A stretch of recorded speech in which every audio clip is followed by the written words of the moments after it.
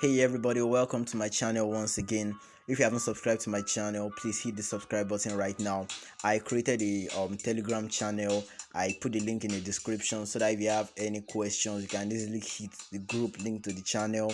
So basically today I was asked a question to create a video on the trending trust wallet tokens in 2021. Right now I made a long list of the tokens which you can see in the description.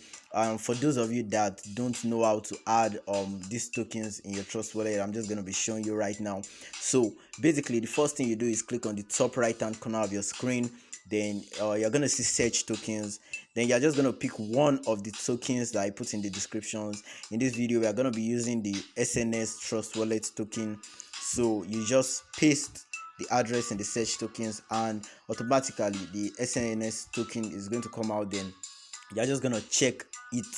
You're just gonna check it right there. Then you are going back to your dashboard. Then you refresh your dashboard and you have been given 1000 SNS in tokens. So that's how you had your SNS token to or any other tokens to your trust wallet. So I hope this video was very helpful to any of you. If you haven't subscribed again, please hit the subscribe button and you can join my Telegram channel right now if you haven't joined or you have any important questions you wish to ask.